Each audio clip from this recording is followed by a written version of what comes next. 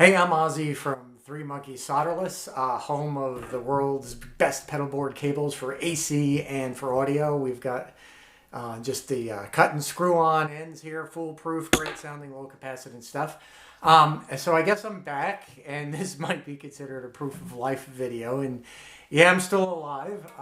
No problems. Everything's been going great here. I've missed doing videos with you guys and kind of having fun and being creative, but I think this video today will kind of explain also what's been going on and why there's been a little bit of a gap in the videos. So the last thing that I posted was we were going for getting kind of like a Randy Rhoads tone. Now, I'm even worse at playing Randy stuff than I am at playing Eddie stuff, so this is going to be really bad. But anyway, we had put together that big blue pedal board in the first part, which had the integral amplifier, the two stereo amplifier running off of two single-ended sort of power amp 6v6 with a built-in power supply for running all the pedals, and we had the MXR pedal on there, the choruses, all the stuff that would make a good sort of like Randy tone, and it was all going to go out to a couple of Altec Lansing speakers like he would have used. So I had shot a bunch of it, and I was basically up to the point where I was ready to do the demo.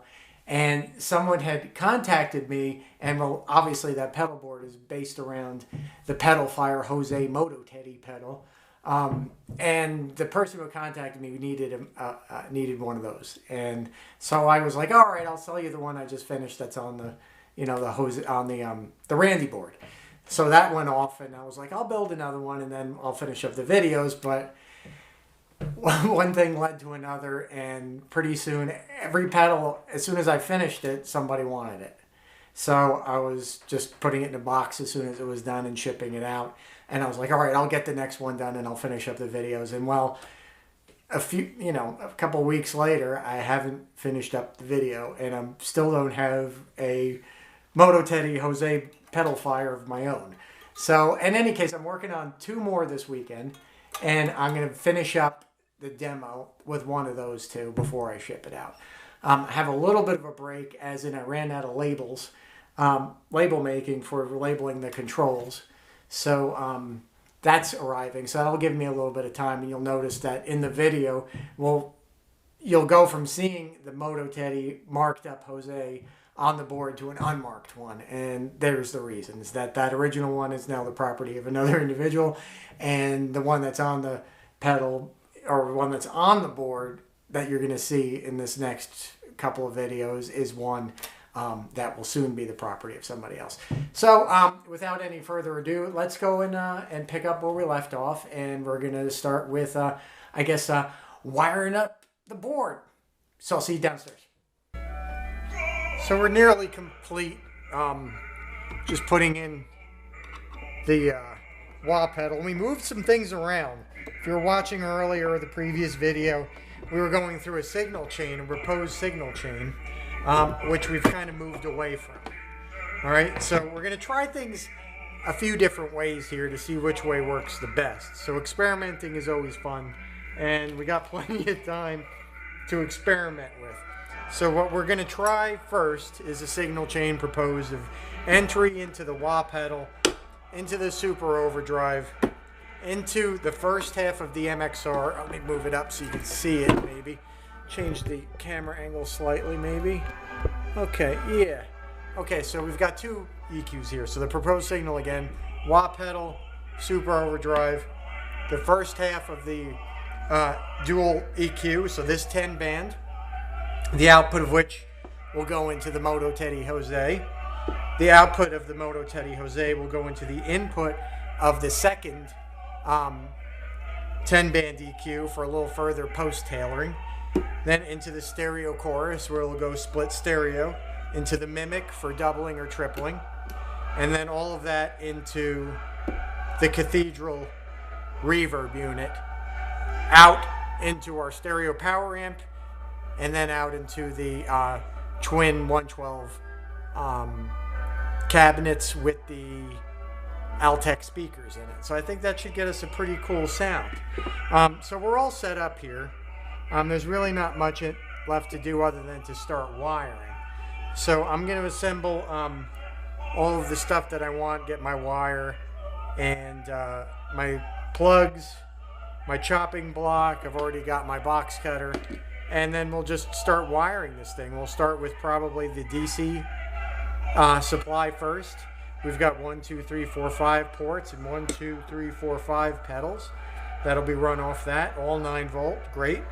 And then we'll go on top with the AC signal, running it through, and then we'll test it out and see what it sounds like, and then maybe change things around. So stick around and I'll get my stuff together and we'll start wiring.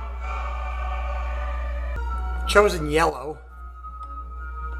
cable to do the power supply, which we're going to do first, running our power lines. I've got myself a little block here of wood that I'm going to use as my chop block. Got myself my box cutter with a fresh blade in there. Got a bunch of the 3 Monkeys connectors, DC connectors to go. And we're going to start wiring this up. So what I like to do basically is go one at a time and test as I go along. So we're going to, we've got a multimeter, or you could test with your pedal, right? So you can use a multimeter to read the voltage on your cable to make sure you got voltage on there. Or you could just check to see if the pedal turns on. I have our power supply plugged in. As I said before, we were using this, I'll show it to you again. It's this Powerall that's made by Godlike. I got it from CE Distribution. They're good folks out in Arizona for, you know, guitar related supplies and stuff like that. So got it plugged into the wall here and then into our daisy chain that's inside of the power amp unit, and that's powered up, ready to go. So we're going to do our first cable. Now to make the cable, you just take your box cutter, lay your cable onto the piece of wood, put the knife down on the cable and just press down, and it just chops right through the cable, creating a nice clean little cut there, right? You don't want to saw on it, right? You don't want to saw on it. You don't want to use a pair of wire cutters that kind of pinch it. Just use a nice sharp box cutter, razor blade. Now I've got my DC connector. I'm just going to go ahead and thread it on here. Okay. Okay, so that end is done. Now I'm going to place it into the supply, and I'm going to lay out how much cable I want. See, and that's the good thing about these custom length cables, is you can make everything really neat. So I'm just going to bring this up, fold it down, and it's going over to the wah pedal. And the wah pedal's port is right about there. So we're going to use, let's say right there is where we want to cut it. All right, so I'm just going to unplug. I'm going to put the cable back on the chopping block, get out the box cutter, lay it on where my finger marked it, press down, and it cuts it right off. So now we'll grab another one of the connectors, right? We're going to go ahead and just thread this one on.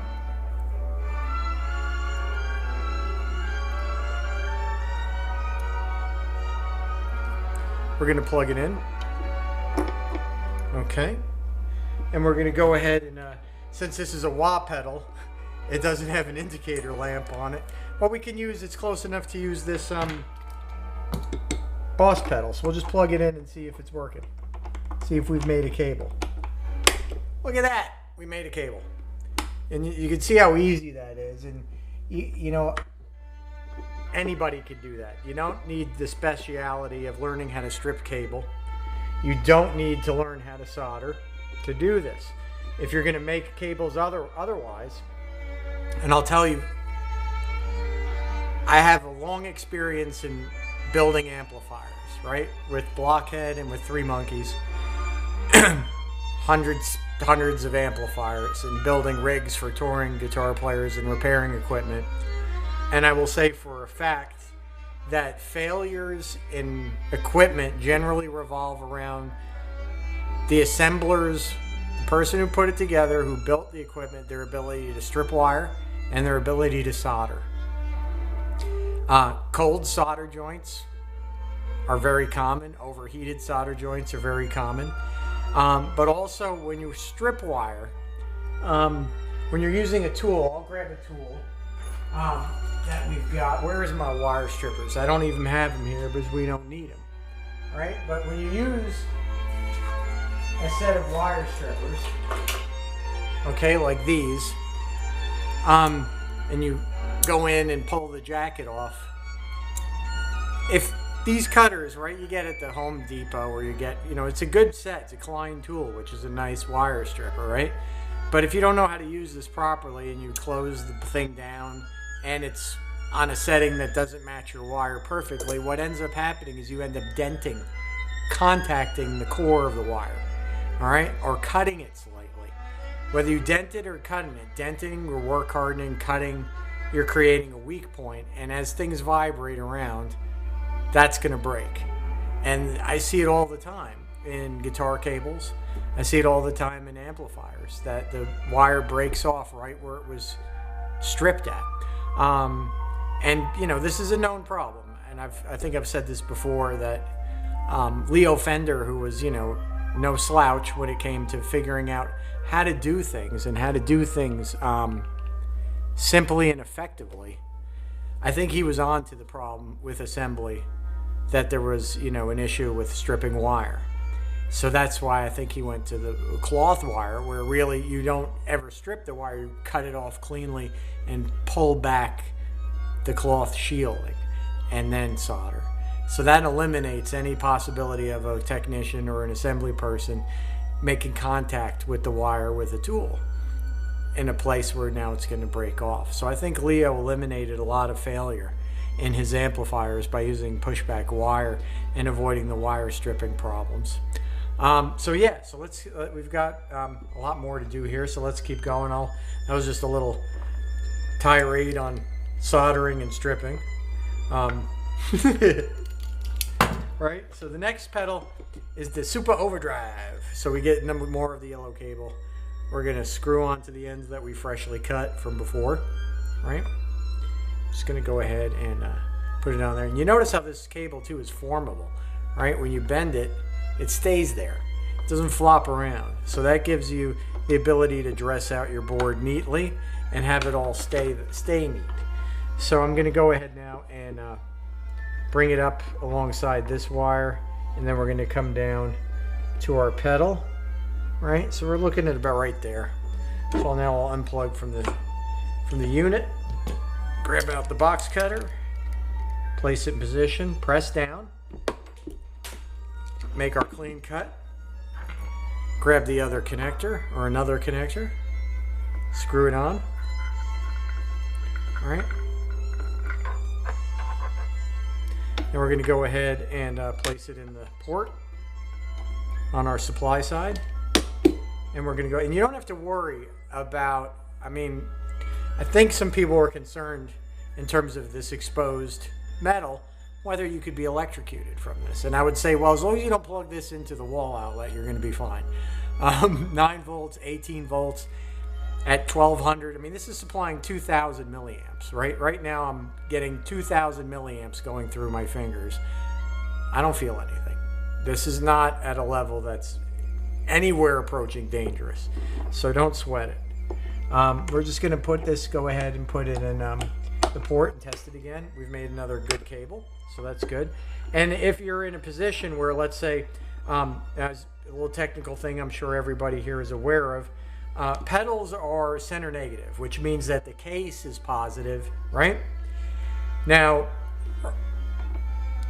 the chassis of a pedal is usually negative, right? So you have positive and negative that have the possibility of contacting one another. If you have a situation where that's the case, and let's say, there are some pedals, I think there's a couple of Strymon pedals where they have a metal case and the port is sort of recessed inside the metal case, and there's a possibility that you might contact the metal case with your plug. We've got the Three Monkeys heat shrink that you can just place on your connector here, right? And then just hit it with the hair dryer or the heat gun or even a cigarette lighter, and it'll shrink down and insulate your connector. In that case, but I don't have any pedals like that, and I don't worry about shorting anything out, as everything's staying put. So I just leave it nice and nickel finish to keep the nice looking thing sort of nice looking, right? All right, so the next one we're gonna power up is our stereo chorus. So grab our yellow cable. We'll find that end that we just sheared nicely. We'll grab another DC connector, right?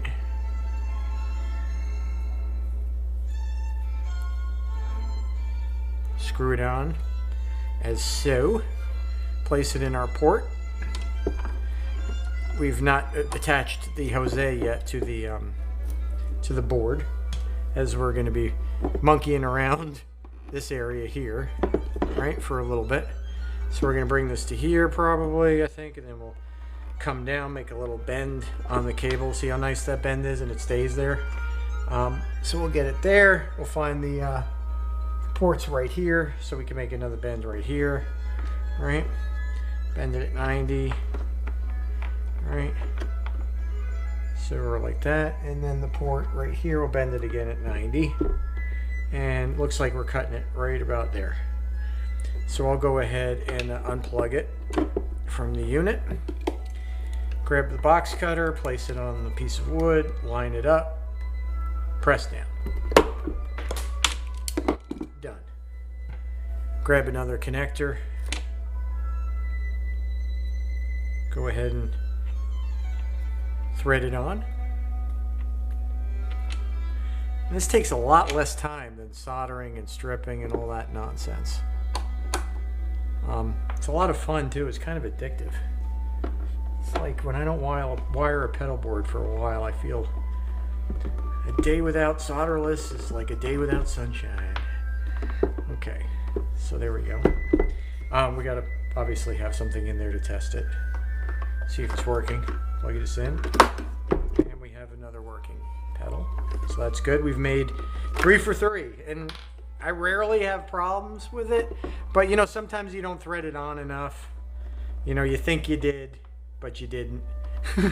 So, you know, look out for that. If you have a problem at all, you know, that's usually it. So there we go. That looks nice. All right. Let's retest it as we move some stuff around, right? Yeah, we're obviously still good. And the thing too is, you might be thinking, well, why won't it unscrew? Well, there's a thing that's sort of like that keeps a principle that keeps the whole thing together, and it's torsion. So if we have a cable, let's say a cable, let's make it shorter, right? If this side is to unloosen, the cable has to turn, right? And it can't turn because it would tighten on this side, right? So it's a loosen on this side, it would tighten this side, which prevents it from moving, right? So this is like a tie rod or something like that. There's a lot of systems that utilize that sort of a phenomenon, that sort of principle to keep things together, right? So we use that, and it helps keep your pedal board cables from undoing themselves. All right. It's like, I swear to God, if you had, I don't know, this is kind of funny. It's like if you took like a bunch of guitar cables and carefully coiled them up and put them in a box, welded the box shut, right? And had someone stand guard on it overnight. Then the next day opened it up, all the cable would be tangled up. At least if they were headphones, they would be. All right, so we'll go on to the next cable, which is going to be this TC pedal, right? And I don't think the TC pedals require a thingamajig to be stuck in the whoozama-what's-it to see if they turn on or not. We'll find out in a minute. So I'm just threading in one side here, going over to our power supply, plugging it in. Gonna get it lined up. We're gonna follow this guy down, right? I think we'll go on the inside of it, right, to keep it nice and neat, right? And then we'll actually tie these together with wire ties, and we'll fasten them securely to the pedal board itself as well. And then you will have a board that you can be confident is not going to come apart on you. All right, so we got there. So we're gonna do our bends again. Do a bend here, right? So that's good. And we're gonna go do a bend here. Right, that's good. So these two are together. All right. And then we'll bring it over to here and we'll do another bend. It looks like we want to be right here. Okay, so I'll unplug it, grab my box cutter, chop, grab an end, screw the little guy on.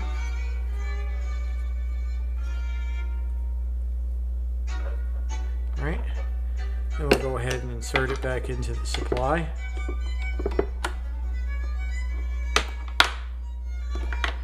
And plug it into the TC unit. And we'll see if it needs a who's and a what's it plugged into the thingamajig. Ah, see, it turns on without the plug in it. I remembered that. Very proud of myself. Okay, there we go. And the last one that we're gonna do is the cathedral. All right. I actually need a little bit more yellow wire. I'll be right back. Got a little more of the yellow. Go ahead and chop off this end. Grab us a plug. Screw it on.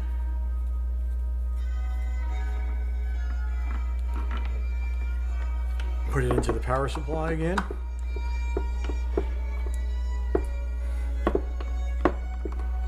Right here. I wish I could do things as neat as some of the guys. We do, if you buy some of our stuff and you send us a picture, like Instagram or something like that, we'll put it up on our site and post it on our Instagram and all that stuff. And we've got some guys that just do some ridiculously good wiring. It makes me look like a blind moron. Well, that ain't hard to do. But just beautiful wiring with this stuff. There we go. So check out our Instagram if you want to see some of that work. Or check out our website with some of the customer photos that people have sent in with how they like to do things really neat and clean. Congratulations to those guys. I'm just not quite at that level of detail. It's not in me for that. Some of the things that I do are quite interesting, but some of the things are also not necessarily regimented either. Okay, so there we go. So we have our pedal ready to go. Good, whatever that is, the beat. Who knows?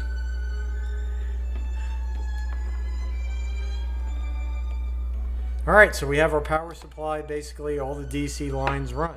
So we can go ahead and unplug our power supply from our distribution center, so to speak. And the next thing is going to be to go ahead and wire up the audio path. Right? So what color should we do for that? Maybe green. Green might be nice. Yeah, let's try green. So we will have like green, yellow, blue. That's nice. It should look pretty cool. And that allows you to differentiate, obviously, if you're looking at stuff, you know, which wire is going to what. All right, so I think that's good for right here. And join us next for doing the audio path. So thanks for watching, and we'll see you in a bit.